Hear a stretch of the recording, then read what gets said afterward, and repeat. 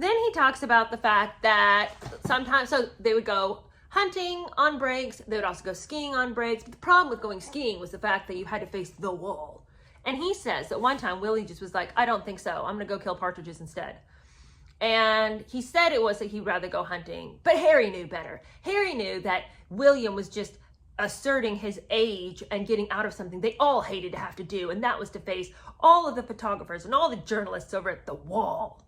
And apparently what happened was, before you could go skiing, and before you could get the slopes to yourself, you had to meet with the photographers and meet with the journalists, and they'll click a bunch of pictures and ask you a bunch of questions. And, you know, all he had to do was stand there. Paul would talk, but he just resented the whole thing. It's like, well, you are getting the slopes to yourself, so why don't you calm down and give the people what they want for like 5 seconds?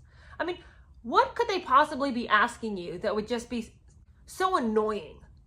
I mean, if I got to go skiing and have the slopes to myself, I would stand there for an hour and answer questions just for the pleasure of not having the snowboarders in my way. But anyway, so then he talks about the fact that, you know, William got to say what he wanted to do.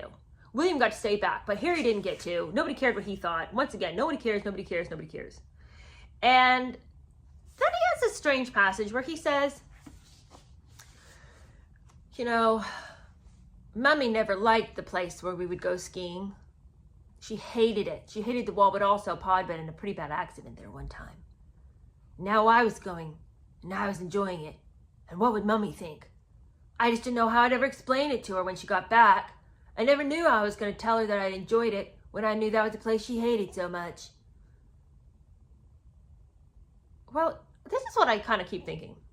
If you thought your mom had abandoned you like this, and had just decided that she was going to go into hiding for her own self-preservation just because she couldn't take it anymore, quite frankly, why do you care what your mother thinks, whether you enjoy something or not? She couldn't be bothered to stick around. And I'm not saying that is, I mean, obviously it's not true. She died, poor woman. But he's over there thinking that his mom is just in hiding and is going to come out any minute. Well, it's been years now. What kind of a mom would do that? Like, maybe it's okay to stop caring what she thinks if you really think she's in hiding. Anyway, that's just, I don't understand. Oh, and then he talks about how finally he decided to tell William his secret concerns and wonderments. That, you know, did they really just bury an empty box? But maybe she's actually in hiding. And William, and I just want to say this.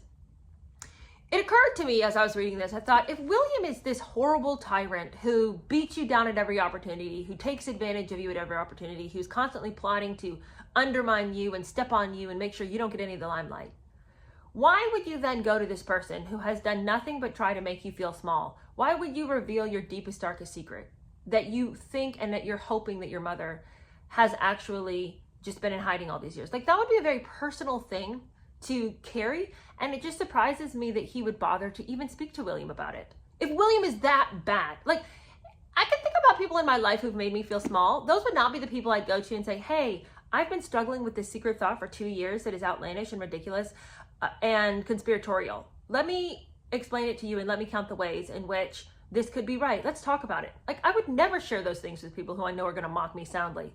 This is just so incongruent. Is William your arch nemesis? Is he always coming after you? Is he just this horrible person who tries to make you feel small all the time? Or is he someone you could talk to? It can't be both. This person cannot be somebody who is tormenting you on the regular, but then also you would reveal this deep secret that you've been holding on to for years at this point. Anyway, regardless, he says he talked to William about it, and William said, yeah, I thought about that. But she's dead, and we need to just come to grips with that reality.